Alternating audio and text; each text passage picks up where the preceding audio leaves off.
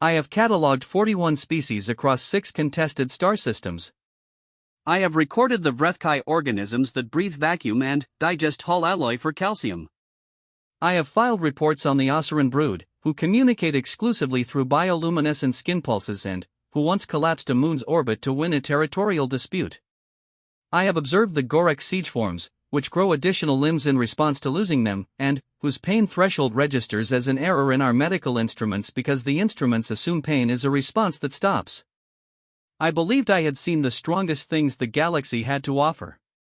I was an expert. Decorated. Precise. I slept well. Then came the assignment to Outpost Kethra 7, and Sergeant Vasquez, and approximately 11 days that I am still 14 months later, still processing in session with the fleet's behavioral science unit, trying to write up as a coherent official report. The problem is not that what happened was complicated. The problem is that my language does not have a word for what I watched that human do. We have words for strength. We have words for endurance. We have words for the specific irrational courage of a creature that has miscalculated its odds. We do not have a word for someone who has calculated the odds correctly, found them to be catastrophic, and simply decided the odds were someone else's problem. I've been trying to write the word myself. I haven't finished yet. This is the closest I've come. I thought the monsters were the strongest, then, humans proved me wrong. Part 1, the thing that didn't run the Vrethkai hit the outer perimeter at 0312 station time, and my first thought was not tactical. It was administrative. I remember thinking, this is going to be a filing problem. I am second assessor Thyrak of the Velesi Compact, and I document things. That is my function. I carry a recording filament in my secondary throat sac, a device roughly the size of a seed pod that captures audio, chemical signature, thermal output, and gravitational stress, and I file the results. I have filed 3,847 incident reports in 9 years. I am very good at what I do. I was not good at what was happening at 0312 station time at Outpost Kethra 7, because nothing about it had a filing category. The outpost sat at the edge of what the star charts called the Kethran margin, a stretch of unstable space where 3 imperial transit corridors converged, and the Vrethkai had been pushing for territorial dominance since before I was hatched. The humans had been stationed here for 4 months under a cooperative defense agreement I had personally helped negotiate. 42 humans. Standard garrison complement. The agreement required me to remain on station as compact observer, which I had spent 4 months interpreting as a comfortable posting with access to the outpost's archive terminal and a private quarters unit that smelled only faintly of their cooking. The Vrethkai changed my interpretation at 0312. They came through the eastern pressure lock. Not the door, the wall beside the door. 4 of them. Each one the height of 2 Velesi stacked, which put them at roughly the height of a large human, but the comparison ends there because a Vrethkai is not shaped like anything with a recognizable axis. They move in directions. Multiple directions. Simultaneously. The biology textbooks describe them as radially organized persistence organisms, and this is accurate in the same way describing a burning building as a thermal event is accurate. The alarm had been sounding for 11 seconds when I reached the corridor junction. Filament recording, quill spines pressed flat against my back the way they go when my nervous system has decided that looking smaller is the correct strategy. I was flattening myself against the wall beside a conduit housing. I was being very still. These are behaviors my species developed over millions of years for situations exactly like this one, and I was executing them flawlessly. Sergeant Vasquez was not being still. I had been assigned to observe Sergeant Vasquez specifically. She was the senior human NCO on station, and the Compact's diplomatic brief required me to track senior personnel during any incident. I had observed her for 4 months. I had noted her habit of eating something called pickled jalapenos directly from the container while reading operations reports. I had noted her tendency to address the outpost's maintenance drone by a personal name, Biscuit, and to apologize to it when she bumped into it in corridors. I had noted that she slept 4 to 6 hours per night, which my medical reference flagged as clinically insufficient, and that she woke without apparent distress and immediately began speaking to herself, which my behavioral reference flagged as self-directed vocalization of unclear social function. I had filed these observations under human behavioral anomalies, non-threatening. I was revising that category. Because Vasquez was running toward the Vrethkai. Not in the tactical sense, not in the calculated flanking maneuver sense or the strategic repositioning sense. She was running at them the way a dropped object falls, committed, without apparent consideration of what the object might think of the floor. She had a weapon. A human pulse carbine, compact, with 3 modifications I had not seen in any standard issue specifications, which meant she had added them herself, which meant she had looked at a standard pulse carbine and thought it was somehow insufficient. I did not know what an insufficient pulse carbine looked like to a human. I was beginning to understand. She fired 3 times before the first Vrethkai registered her presence. Here is something about the Vrethkai that the textbooks record accurately: they do not have a startle response. They have a response, a threat assessment phase that takes approximately 0.6 standard seconds, but it does not look like startle. It looks like a very brief pause in a machine that is about to do something decisive. The pause happened. I documented it. My quill spines had gone so flat they were starting to hurt. The Vrethkai turned. Vasquez did not stop moving. She dropped below the sweep of the first limb. These are not arms, exactly, the textbooks call them manipulator strands, and this is accurate in the same way calling a hydraulic press a compression device is accurate, and she rolled, came up on one knee, and fired again, this time at what I believe was a sensory cluster near the organism's central mass. The Vrethkai made a sound. I have the audio recording. I have listened to it 43 times and I still cannot describe it except to say that it is the kind of sound that makes my secondary throat sac clench involuntarily, and my species evolved that reflex specifically to prevent us from accidentally swallowing toxins, and I do not know what my nervous system thought the sound was going to do to me, but it was treating the situation with maximum biological seriousness. The Vrethkai did not go down. Vasquez said, "Okay," and moved again. I want to dwell on that word. Okay.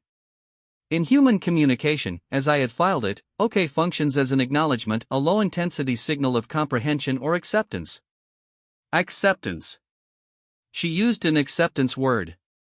She looked at a Vrethkai that had absorbed 3 pulse rounds and was now orienting its full threat apparatus toward her, and the word she produced was the one that means this is fine, I have understood the situation, we may proceed.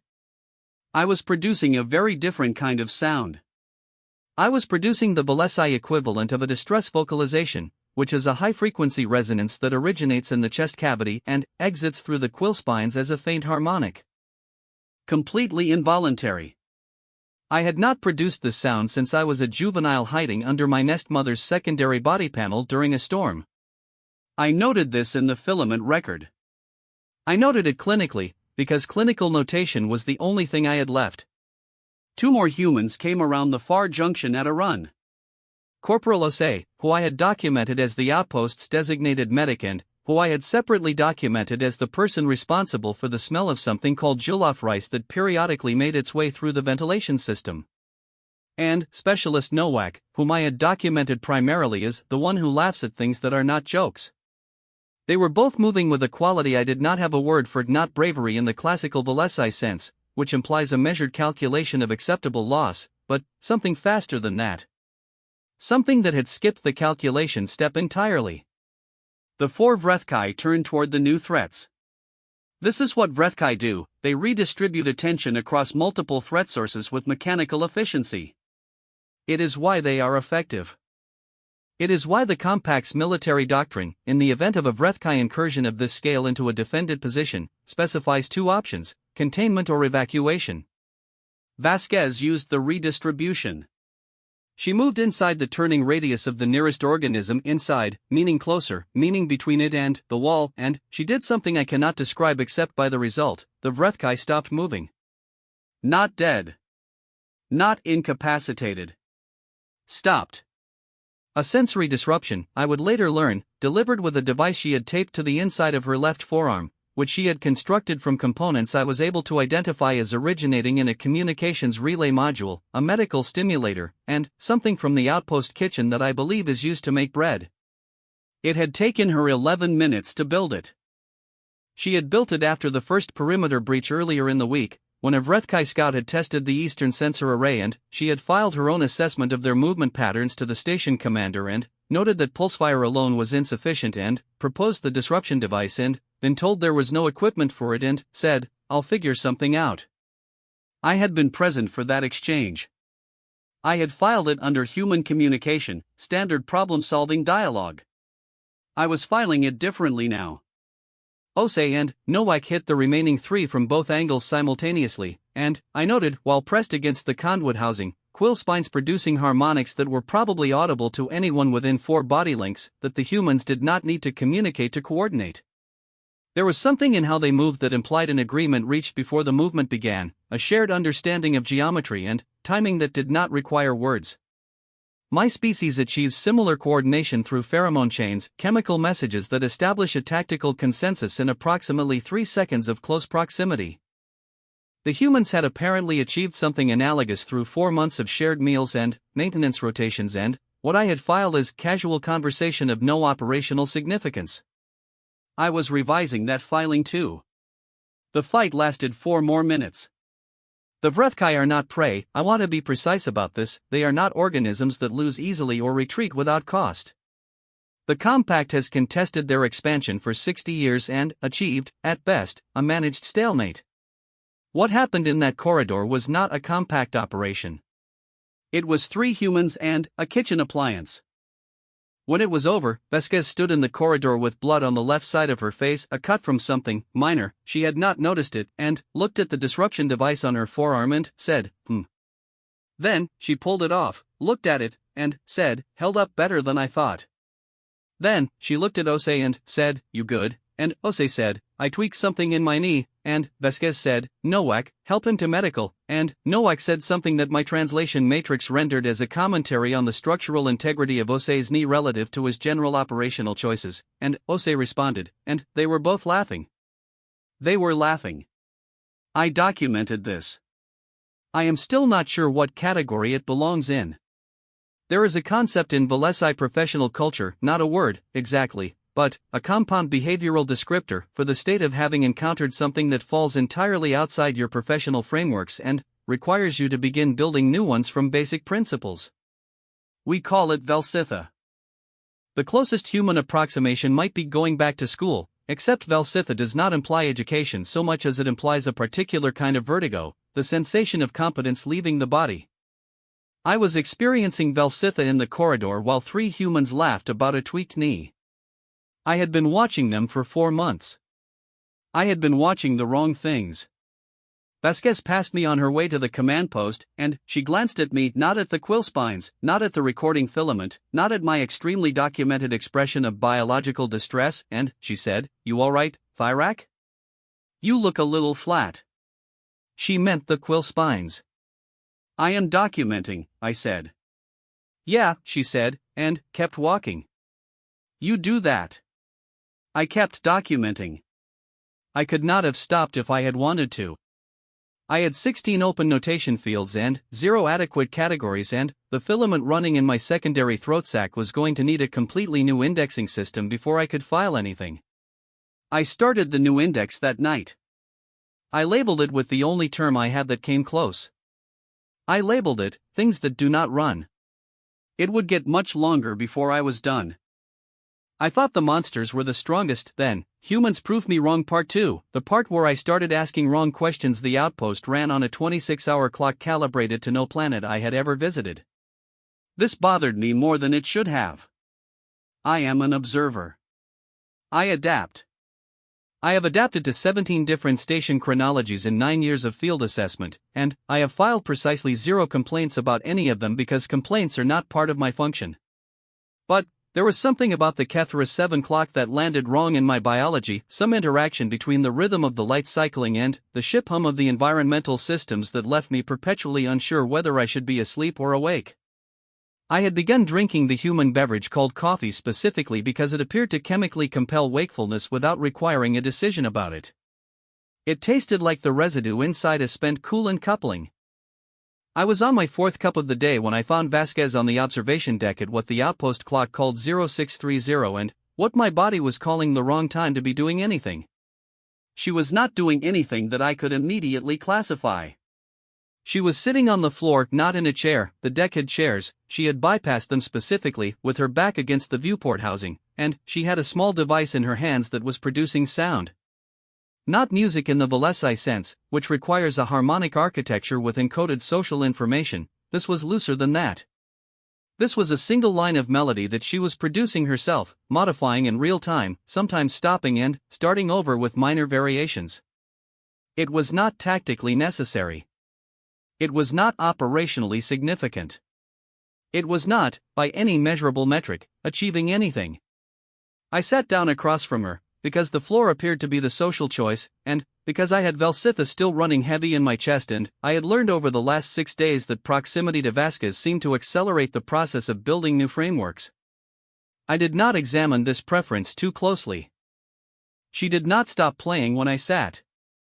She also did not acknowledge me directly, which I had learned was not hostility but was instead a human behavior that my social index described as comfortable silence, the ability to exist in proximity without performing interaction.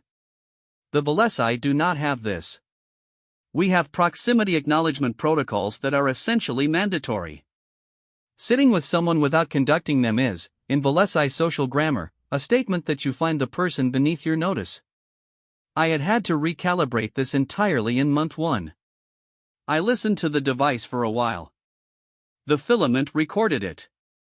I found myself noting the places where she changed the melody, not the technical facts of the changes, but the timing of them, which seemed related to something internal to her that I had no instrument to measure. "What is that?" I asked. "Harmonica," she said, and showed it to me. A small metal object. Rectangular. Held between 2 hands. I had read about harmonicas. My cultural file on human musical instruments ran to 11 pages. I had categorized the harmonica as a Category 3 folk instrument, portable, low complexity, historically associated with specific geographic and socioeconomic contexts on the human homeworld. I had filed it as moderately interesting. Sitting on the floor of an observation deck at a contested outpost with the Vrethkai having tested the perimeter twice in 6 days, watching Vasquez play it with the same quality of attention I recognized from watching her build the disruption device, I found my Category 3 filing to be inadequate. "Do you play it because you enjoy it?" I asked, "or because it produces a particular functional state?" She lowered it and looked at me with the expression my behavioral notes described as mildly entertained by a question that reveals something about the asker. I had generated this expression in her 3 or 4 times now. It was not unpleasant to observe. "Both," she said. "Is there a difference?" She thought about it. I noticed she was the kind of person who actually thought before answering, which I had documented as statistically uncommon even among humans, whose communication style tended toward speed over precision. "Not a useful one," she said finally. I turned this over for a moment. It was the kind of answer that opened 3 new questions while closing none. "I have been trying to understand something," I said. "Just one thing?" "Several things. But one specifically." I set down the coffee, which had gone cold in a way that somehow made it worse. "When you ran toward the Vrethkai. On night 1. You had the disruption device, which you had tested only twice and which was constructed from non-standard components with no guarantee of function. You did not know it would work." "Correct," she said. "Your assessment of the encounter, I read the report you filed. You rated the outcome probability at 62%. 61, actually. I rounded up. 61%, I said. Which means a 39% probability of a negative outcome. For you personally. For the 3 of us, yeah. And you ran toward them." She picked up the harmonica again, turned it in her hands. It was a habit, the turning, the handling. She did it with tools, with the harmonica, once with a piece of hull plating she'd been assessing for damage. Like she was reading something through her palms. "I ran toward them," she confirmed. "Because the probability was over 50%. She looked at me again. "Sure," she said. "But also because the alternative was worse." "What was the alternative?" "Not running toward them." I sat with this. My throat sac made a small involuntary sound that was not quite Velsitha. Velsitha is a vertigo, a losing of frameworks. This was something else, something more like the sensation of building a framework and having the first beam go in at an angle you hadn't planned for. The structure was still standing. It was just going to be a different shape than you designed. A 61% chance of survival is not a good probability, I said. No, she agreed. But it's better than zero. Osei came in at 0700, limping on the tweaked knee, carrying a container of his rice. He sat down on one of the chairs, a chair, specifically, which seemed to be a point of mild principle for him, and looked at us on the floor and said nothing about it, which I had begun to understand was a form of commentary in itself. Thyrax doing the math thing again, Vasquez said. Which math thing? The one where he tries to find the number that explains why we're still alive. Osei considered this. He had a deliberate quality, slower than Vasquez, heavier, in the specific way that heavy can mean considered rather than slow. How's that going? He asked me. I keep getting the wrong answer, I said. What answer do you keep getting? That you shouldn't be.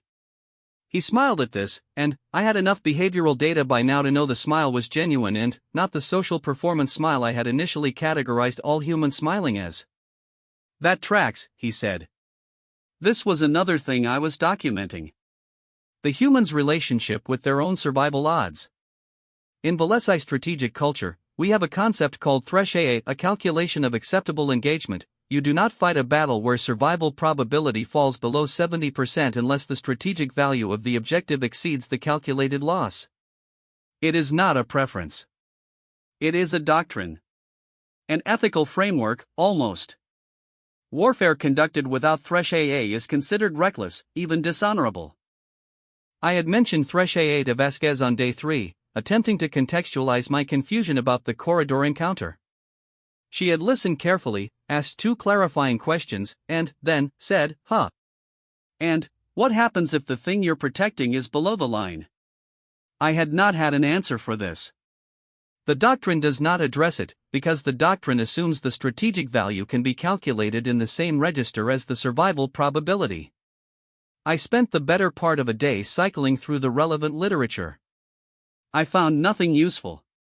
What I found instead was that Vasquez had spent 8 years in human military service, and that she had been in 6 combat postings before Kethra 7, and that she had been recommended for 3 separate commendations that she had declined to have formally processed, for reasons that her service record described only as personal preference. This was not a Valesi concept.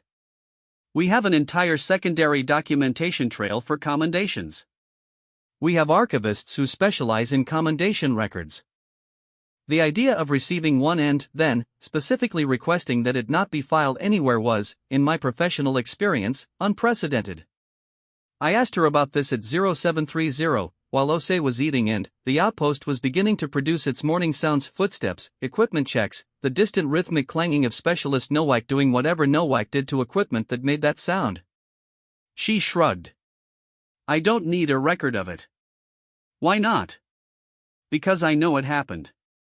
The thread clamp in my secondary throat sac shifted. Not Velsitha. Not the framework building sensation from earlier. Something without a name in any index one had. I noted it. I put it in the new file, the things that do not run file, under a subheading I created on the spot. I called the subheading, Things I Cannot File Yet. The Vrethkai hit the southern array at 1100. Not a full incursion, a probe, 3 organisms, testing the repaired perimeter sensors. The humans repelled it in 9 minutes. I documented the encounter with 6 concurrent notation streams and produced what I believed was a comprehensive real-time record. When I reviewed the record afterward, I found I had documented everything except the part that mattered. What I had not documented, what had happened too fast and too sideways for my notation protocols to catch it, was the moment when the probe had looked, briefly, like it was going to get past the outer line and into the inhabited sections. When the numbers had been bad. When Vasquez had been in position and Osei had not yet reached his, and Nowak had been between them and the geometry was wrong, and anyone with a thresh calculation running would have identified this as a moment to pull back, to consolidate, to accept the loss of the outer sections and defend from a better position. Vasquez had not pulled back. She had gone sideways. Literally, she had gone around the sensor array housing, outside the perimeter, outside the defended line, in the gap between the Vrethkai and where Ose was trying to be, and she had been loud about it. Not firing, loud. Vocalizing. Making sounds that my translator rendered as a series of escalating human expletives and what appeared to be a fragment of the same melody she'd been playing on the harmonica that morning. The Vrethkai redirected toward her. Ose reached his position. The probe collapsed.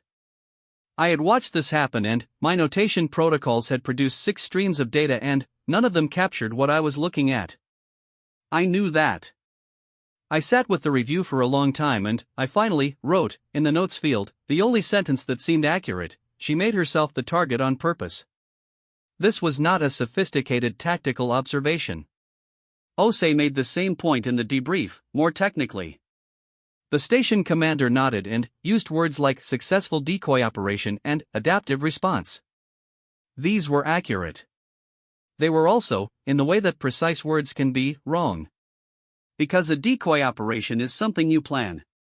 A decoy operation has parameters and fallback positions and a calculated survival probability. What Vasquez had done was look at a broken geometry and a 2-second window and decide, in those 2 seconds, that she was the piece that could move. Not the piece that should move. The piece that could. I walked back to my quarters at 1400, filament recording ambient outpost sounds, 12 open notation fields, the bad coffee cold in my secondary hand.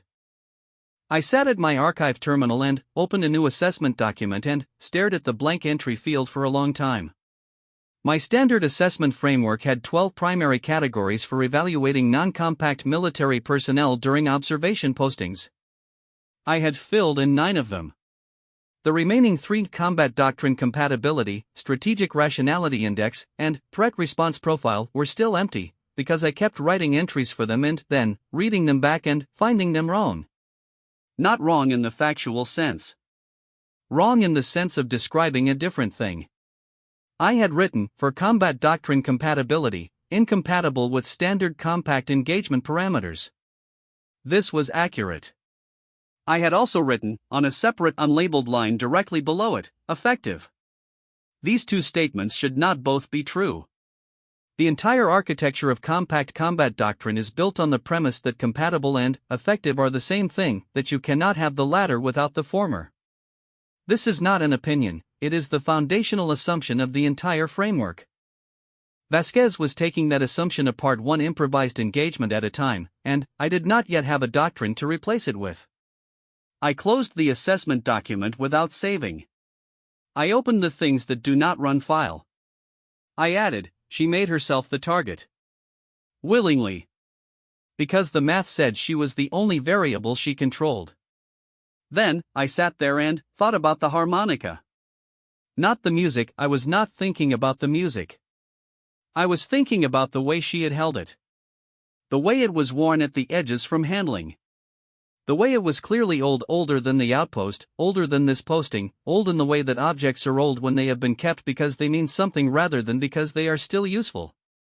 I was thinking about a person who declines commendation records and carries an old instrument and walks into 39% probability outcomes and calls it doing the math. I was thinking about the difference between those things and the Vrethkai. The Vrethkai are the most effectively dangerous organisms I have documented. I want to maintain that. I want to be precise. Their threat capacity is measurable, documented, confirmed across 60 years of compact records. They are stronger than Balesi, faster than most species in contested space, nearly impossible to permanently halt with standard ordnance, and they do not stop. But, here is what I could not get out of my notation fields, neither did she. The difference was, and I wrote this out and then erased it 3 times before leaving it, the Vrethkai did not stop because stopping was not in their behavioral architecture. There was no decision. There was no moment of calculation, no gap between condition and response. They did not stop because they were incapable of stopping. Vasquez had looked at the 39% and the bad geometry and the probe coming through the wrong gap, and she had made a choice. It was a worse probability than the Vrethkai faced. She had done it anyway. I sat at my terminal for a long time. Then, I added one more line to the file. I have been asking the wrong question. The question is not what makes them strong. The question is what makes them choose. I did not have the answer yet. The outpost clock said 1600. The ventilation system was carrying the smell of Ose's cooking from 3 corridors away. Somewhere in the station, something metal was making the rhythmic clanging sound that meant Nowak. I opened a new notation field. I started again. I thought the monsters were the strongest, then, humans prove me wrong. Part 3, the answer I wasn't ready for. On the 9th day, the Vrethkai stopped probing. This was worse than the probing. The probing I could document. A probe has a structure, an approach vector, a test and withdraw rhythm, a measurable signature that the compact 60 years of records had rendered almost predictable. There is a protocol for probe encounters. I had it filed. I had been annotating it in real time, adding observational data from Vasquez and Ose and Nowak that was already flagged for strategic review back at Compact headquarters, because what the three of them were doing to standard Vrethkai probe behavior was, professionally speaking, unprecedented. When the probing stopped, my protocols had nothing. Vasquez called it on morning 9. She was in the command post looking at the perimeter data with the station commander, a tall thin human named Ferreira who had the specific exhausted authority of someone who has been in charge of difficult things for a long time. I was in the corner of the command post with my coffee. 5 days into the habit, it still tasted like coolant residue. I was beginning to suspect this was the point filament recording, 12 notation fields, trying to be furniture. They're massing, Vasquez said. Ferreira looked at the data. Sensors don't show, they're massing outside sensor range. She put her finger on the display, a patch of space to the eastern margin where the sensors showed nothing. They'd been sending 1, 2, 3 at a time for 8 days. Testing the response. Now they've stopped. That's not retreat. Could be, Ferreira said, but he said it in the tone that meant he did not believe it. It's not. Vasquez looked at the display for another moment, and I was watching her face, and the filament was recording everything, and I noticed that she did not look afraid. She looked focused in the particular way she looked when she was doing math. They're gathering. Probably outside the 40,000 unit radius where our long-range sensors drop off. Probably more than we've seen so far. Definitely more than we can handle with standard loadout. Ferreira sat down. This was also documentable, the physical compression of a person receiving information they were not surprised by but had been hoping would be wrong. What do we do? He asked. Vasquez said, we have about 14 hours. She said it plainly. Not grimly. Not dramatically. She said it the way she said most things, like a measurement. 14 hours is approximately 14 hours. We have this much material, these constraints, this geometry. What can we build? I filed this under things I cannot file yet, because I did not yet know if it was courage or something even stranger, the complete absence of the distance between knowing a situation is bad and functioning inside it anyway. The 14 hours began. I documented all of them. What Vasquez did in those 14 hours is in the official record now. The Compact's strategic assessment team has reviewed the full filament capture and produced a 40-page analysis with 17 annex technical breakdowns, and I will not reproduce the technical specifics here because they are not what I am trying to document. The tactical record is accurate. It is not wrong. It simply describes a different thing. What I was watching was not a tactical operation. It was 3 humans and a station that smelled of cooking and metal clang and recycled air, preparing for something that the numbers said they could not survive, and not stopping. Vasquez modified 6 of the outpost's sensor buoys during hours 1 through 4.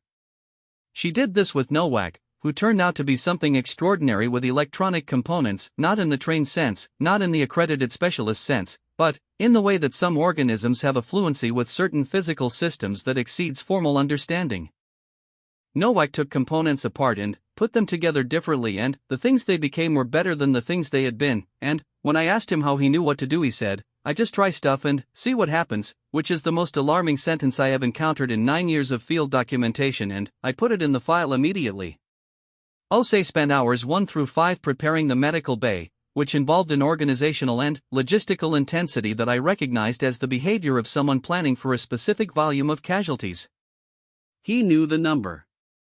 He did not say the number out loud, but I knew that he knew it, and I knew that he was getting ready anyway, because this was what Osei did. He prepared for what was going to hurt people, and he put his hands between the hurt and the people. And when I had asked him early in the posting why he became a medic, he had said, because someone has to, in a tone that made the sentence mean something larger than its words. I had filed it as philosophical orientation, service motivational. I was revising the filing. In hour 7, Vasquez found me in the observation corridor and asked if I had eaten anything. I had not. I told her I had not.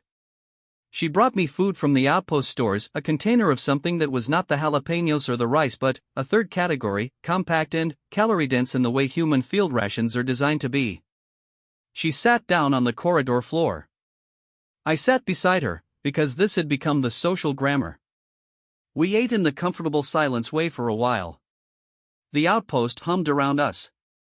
Through the viewport, the Kethran margin sat in its ordinary dark, and whatever was gathering out in the sensor shadows sat in its ordinary dark, and the distance between us and it was approximately 13 hours now and closing. I have been trying to understand something, I said. Still just one thing?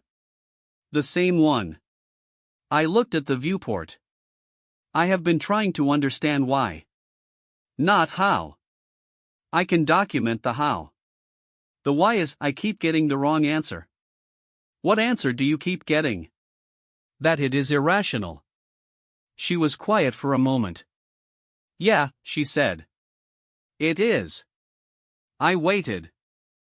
The filament recorded the outpost hum, the distant sound of Nowak working, the faint smell of whatever Osei was doing in medical.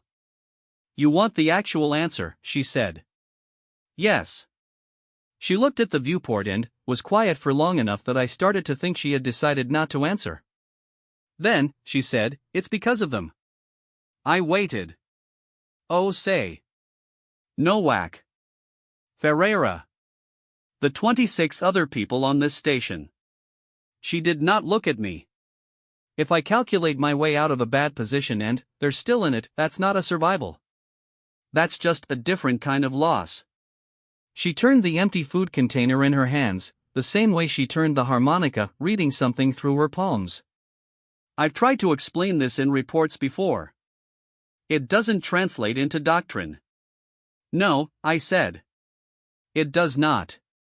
Does it translate into whatever you document? I thought about the things that do not run file. The subheadings.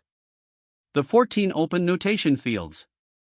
The 43 listenings of the Vrethkai sound.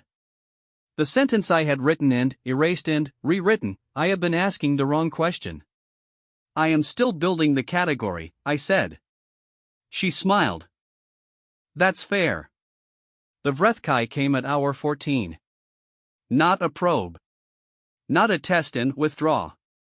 The sensor buoys Vasquez had modified with Nowak caught them at 0.6 standard beyond normal range, which was 6 minutes of additional warning, which Ferreira used to get every human on the station to their positions and me to a secured observation post in the station's structural core where I had visual on 4 internal corridors and full filament capture running and no practical function except to document what was happening. I documented what was happening. 23 Vrethkai. In any prior engagement context I had on file, 23 Vrethkai against a garrison of 42 humans in a fixed position was a documentation exercise in station loss. The Compact's loss probability table for this configuration was not a field with a number in it. The field was marked not applicable, which in Compact assessment language means that the probability of survival is below the threshold at which calculation is meaningful. The humans did not have the Compact's loss probability table. Or, and this is what I am still working out, they had it and had decided the table was not the document that mattered. What happened in the next 47 minutes is in the technical record. The sensor modifications. The modified disruption devices, Vasquez had built 4 more in hours 8 through 12, and Nowak had built 3 variants of his own based on different principles that worked differently but also worked, which is the sentence I could not have predicted.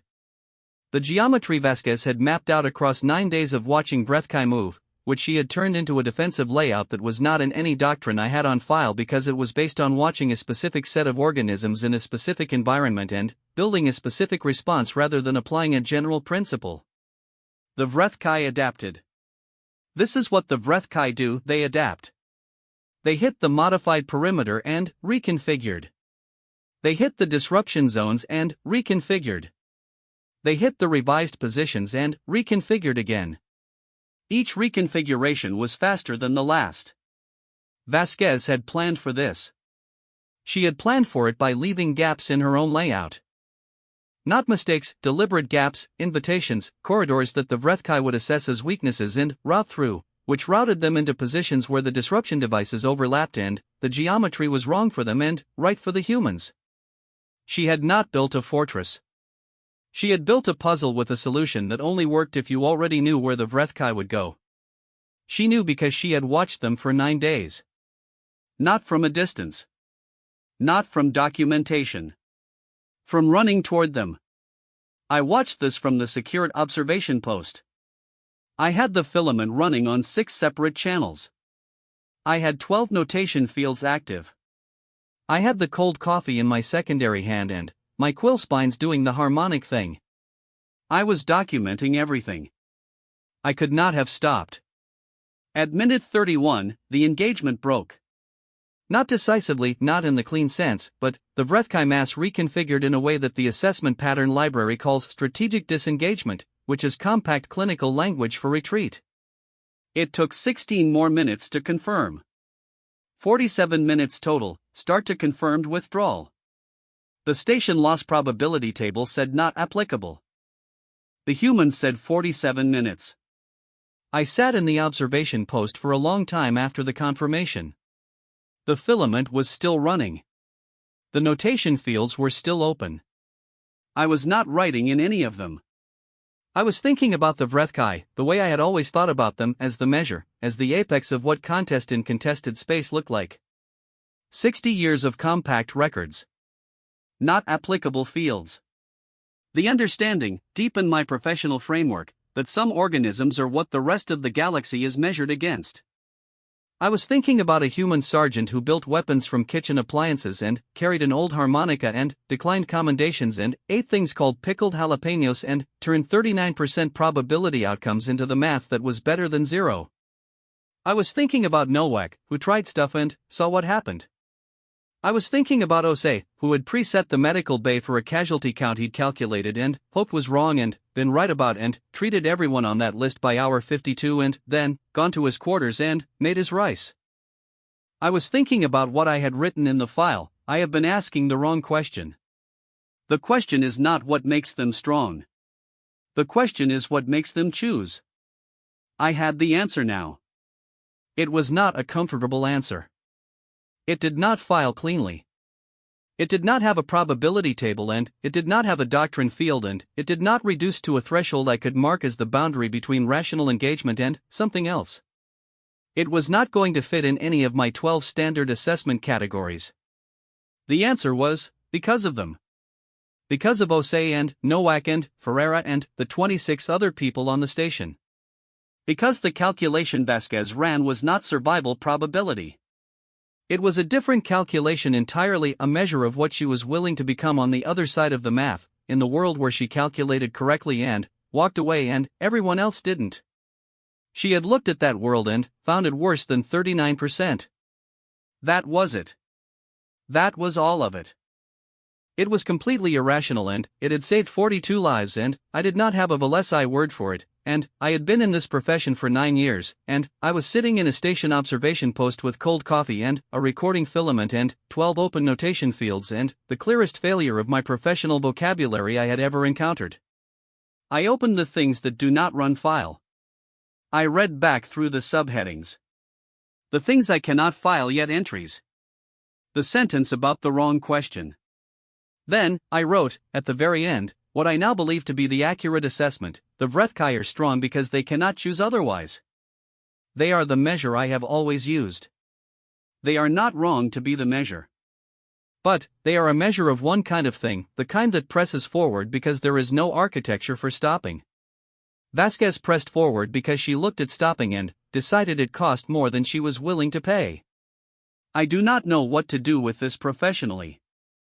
I know what I am going to do personally. I closed the file. I went to find Vasquez.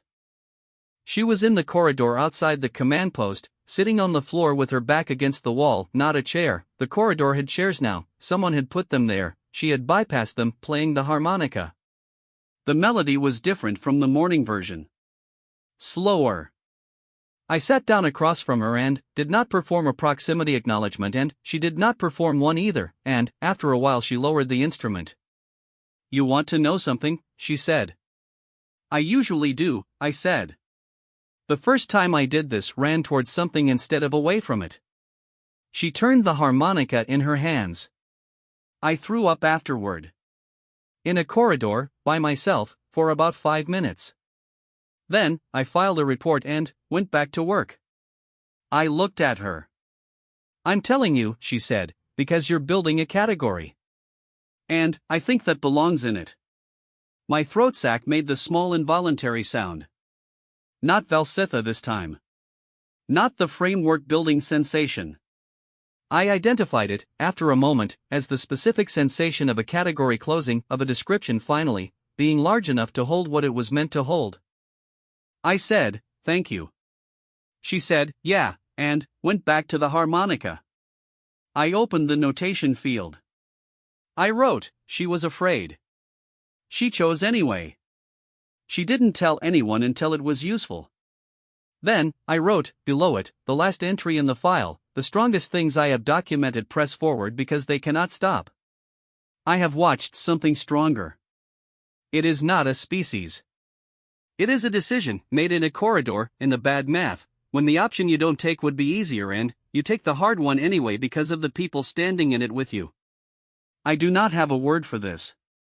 I am going to need one."